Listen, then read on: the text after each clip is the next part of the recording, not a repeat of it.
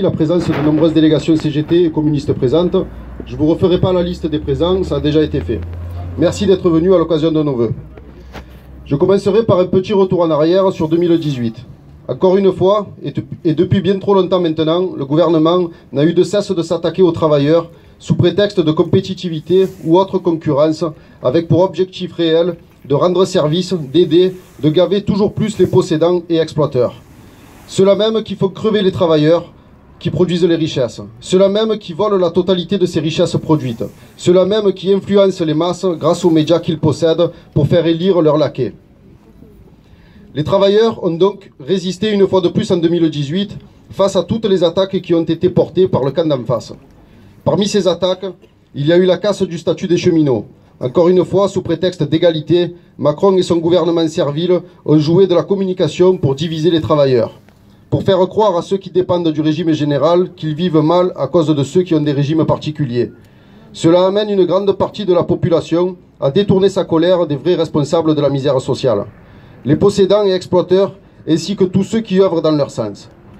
Je tiens à féliciter nos camarades cheminots qui, avec la CGT, ont mené une lutte de grande ampleur contre les attaques qui leur ont été portées. Les luttes pour la répartition des richesses aussi n'ont pas attendu le 17 novembre pour être menées. Je pense à nos camarades IEG qui, au printemps dernier, se sont battus de nombreuses semaines pour leur salaire, et là aussi, je tiens à les féliciter pour cette lutte. Comme quoi, leur statut IEG, notre statut IEG, ne nous protège pas vraiment de la misère.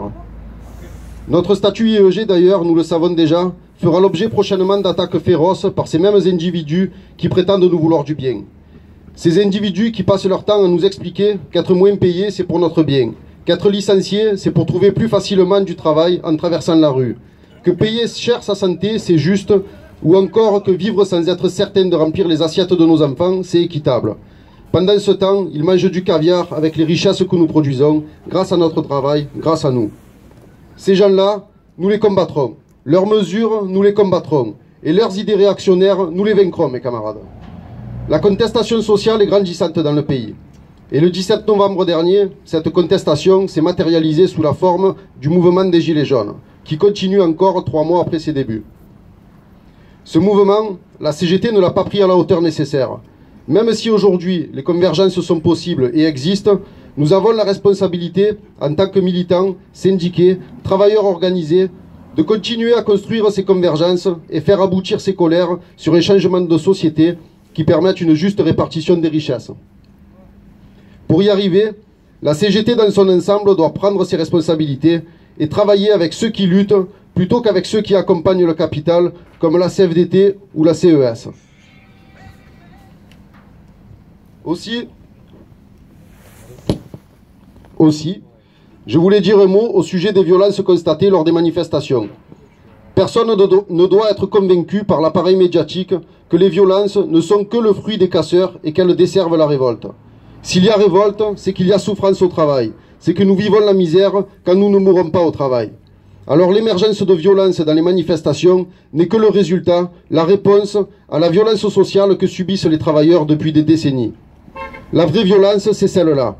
Alors les coups de matraque, de flashball et de lacrymo n'existent que pour rappeler au peuple que pour les possédants, les travailleurs doivent encore souffrir pour le bien-être de ceux qui les exploitent. À nous, mes camarades, d'inverser le rapport de force et de taper fort là où ça leur fait mal, au portefeuille, même si cela doit passer par quelques gouttes de sang. Rappelons-nous que toutes les conquêtes sociales, toutes les révolutions contre la tyrannie et l'exploitation des travailleurs se sont faites par les armes. Nous n'en sommes pas encore là, mais la pseudo-démocratie actuelle ne suffira certainement pas à envisager un avenir meilleur. Avoir un avenir meilleur, cela passe par avoir un travail. Et en ce qui nous concerne à la centrale de Gardanne, cela passe par conserver notre travail. Depuis le 7 décembre 2018, nous sommes en grève reconductible pour obtenir le maintien de nos capacités de production et de l'ensemble des emplois qui leur sont liés, à la centrale, chez les sous-traitants, dans toute la chaîne d'approvisionnement en combustible jusqu'à nos camarades dockers et portuaires, ainsi que les services publics qui en découlent. Je ne vous referai pas ici la liste de notre argumentaire en faveur du maintien des centrales charbon dans le mix énergétique français, mais je rappellerai simplement quelques éléments. La décision par le gouvernement d'arrêter les centrales à charbon n'a aucun lien avec une quelconque prise en compte des problèmes environnementaux. La CGT le clame depuis longtemps maintenant. Nos centrales à charbon font partie des 10 moins polluantes d'Europe et ne représentent que moins de 1% des émissions de CO2 en France. Quand on sait que 46% de l'électricité dans le monde est produite à partir du charbon, il est très facile de comprendre que cette décision sera totalement inefficace en termes de protection d'environnement. Alors à qui profite le crime? Toujours à ces mêmes possédants, toujours à la bourgeoisie. Au-delà de l'aberration technique de remplacer ces productions de pointe par des énergies renouvelables, ce sont bien les entreprises qui en profiteront par les prix subventionnés dans le cadre de la production d'électricité à partir du renouvelable. Et ce sont toujours les usagers, donc les travailleurs, qui en paieront la facture avec l'augmentation continue des tarifs de l'électricité. La baisse programmée des capacités de production en France sert aussi à légitimer le gouvernement dans sa course à la désindustrialisation. Alors que l'industrie est génératrice de nombreux emplois, souvent les mieux rémunérés, l'étendard écolo est brandi à tout bout de champ pour justifier des fermetures. Pourtant, mes camarades, il n'existe pas de capitaliste écolo. Les produits qui ne sont plus fabriqués en France sont quand même fabriqués dans d'autres pays. Ce genre de pays où la main-d'œuvre est moins chère et où les normes environnementales sont plus souples.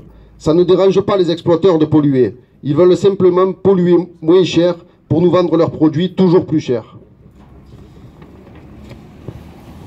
C'est un combat politique que nous menons. Et toute la désinformation, le matraquage médiatique, ou matraquage tout court d'ailleurs, n'entameront jamais notre détermination.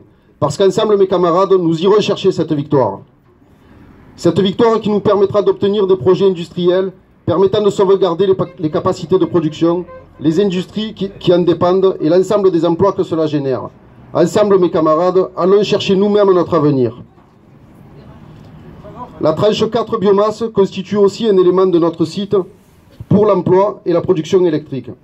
Depuis sa mise en service, elle n'a pas donné satisfaction en matière de disponibilité et de fiabilité. Après avoir fait effectuer un certain nombre de travaux, la centrale doit mener à bien des essais afin d'évaluer les améliorations obtenues et déterminer les tâches restantes pour la révision prévue au printemps. Le combat mené par les travailleurs de la centrale avec la CGT porte sur l'avenir de nos outils de production et cet avenir passe aussi par la remise en état des installations.